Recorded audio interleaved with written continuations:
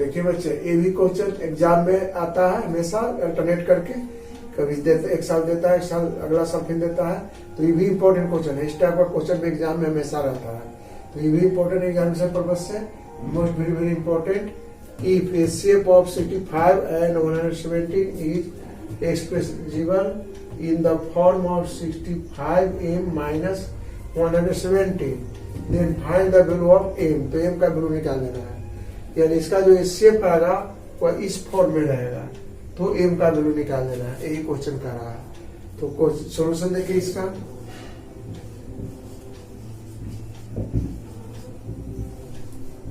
Solution ध्यान दीजिए, देखिए पहले first we find HCF of 65 and 117।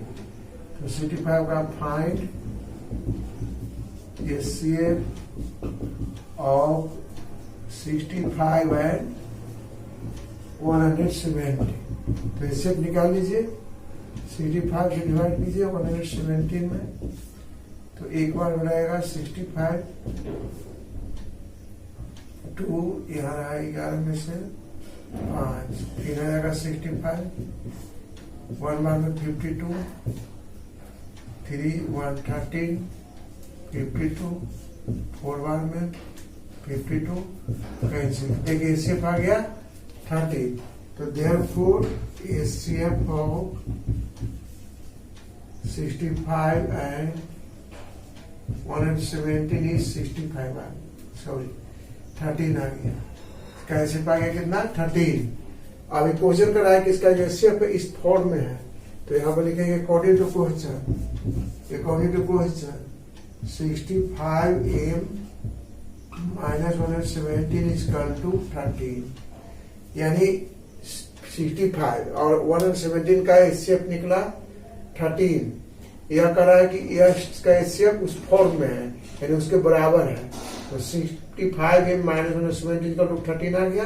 अब सोल्व कर दीजिए, तो 65m equal to 13 plus 117।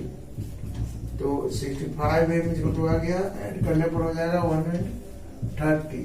65m equal to 130, therefore m equal to 130 by 65, cut के आ गया 2, यानी देयरफॉर आंसर आ गया m का वैल्यू 2। इधर से m का वैल्यू 2 आ गया। इस तरह से क्वेश्चन एग्जाम में हमेशा आता है, एक साल बीच करके कभी देता है कभी देता है। इस टाइप से इंपॉर्टेंट क्वेश्चन है, बहुत इंपॉर्टेंट क्वेश्चन इस टाइप का आता है। नेक्स्ट क्वेश्चन हम बताने जा रहे हैं। देखिए बच्चे, अनदर क्वेश्चन है मोस्ट वेरी वेरी इंपॉर्टेंट। इस टाइप का क्वेश्चन भी हमेशा एग्जाम में आता है। ये बोर्ड मॉडल क्वेश्चन है, बोर्ड में आया हुआ भी है, कई एक बार आ चुका है, फिर आगे भविष्य में भी आने वाला है, इसलिए इस पर ध्यान दीजिए। इस टाइप का भी अगर मानी डिजिट चेंज भी कर देगा तो इस टाइप का क्वेश्चन आता है। क्वेश्चन का कर रहा है meaning on A morning walk 3 person, मैंने एक मॉर्निंग वॉक में 3 पर्सन जो है एक साथ चलना स्टार्ट किया, जिसका कदम तीनों व्यक्ति का अलग अलग था। 37 पहला व्यक्ति का, 30 पहला व्यक्ति का, 36 सेकंड व्यक्ति का, 40 थर्ड व्यक्ति का CM में स्टेप था। ये तीनों एक साथ चलना स्टार्ट किया। फिर कह रहा है क्वेश्चन कि ये तीनों व्यक्ति चलते चलते कितने डिस्टेंस के बाद, मिनिमम कितने डिस्टेंस के बाद फिर वह अगला कदम एक साथ आएगा। तो इस तरह से आपका क्वेश्चन है। तो ये क्वेश्चन में देखिए मिनिमम की बात आ गई, इसलिए LCM निकलेगा। जब किसी भी क्वेश्चन में मिनिमम से रिलेटेड क्वेश्चन आता है तो LCM निकलता है, और मैक्सिमम नंबर से रिलेटेड मीनिंग निकलता है तो HCF निकलता है। तो ये क्वेश्चन में कह रहा है कि 30, 36 और 40 CM प्रत्येक व्यक्ति का कदम था, उस कदम एक साथ चला, फिर दूसरे समय में कितने डिस्टेंस के बाद ये तीनों का कदम एक साथ गिरेगा, यही क्वेश्चन कर रहा है। देखिए इसका सोल्यूशन होगा, पहले फाइंड करेंगे HCM, find the LCM of 30, 36 and 40, तीनों का LCM निकालेंगे।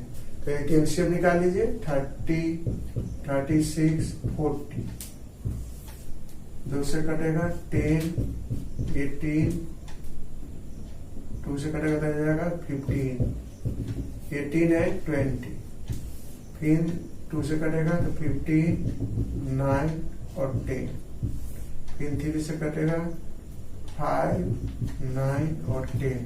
देखिए अब 2 अंक है, अभी 5 से कटने वाला है।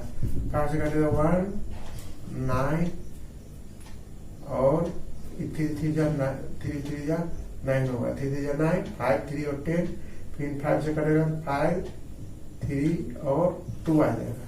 देखिए एलसीएम फिर से निकाल दिए, 30, 36, 40, 2 से काटे तो 15, 2 जा 30, फिर 18, 2 जा 36 और 22 जा 40 आ गया।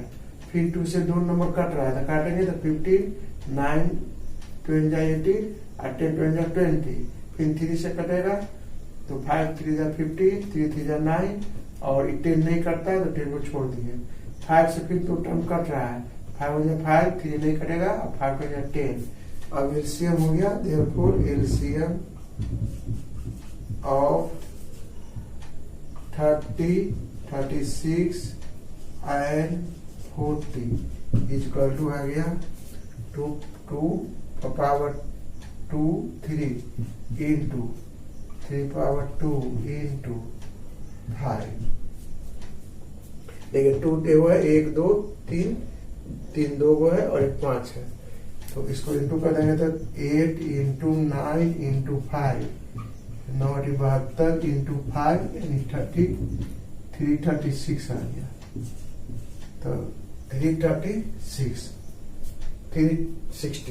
तो इसको इंटू कर देंगे तो 72 इंटू 5 का 360 आ गया, 360 है। तो इस तरह से आपका इससे निकल गया। तो रिक्वायर्ड डिस्टेंस हो गया, required minimum distance, required minimum distance, required minimum distance is equal to 360 cm। यानी 360 cm के बाद ये तीनों बैठे का स्टेप फिर एक साथ आ जाएगा। तो इस तरह से आपका सोल्यूशन हो गया।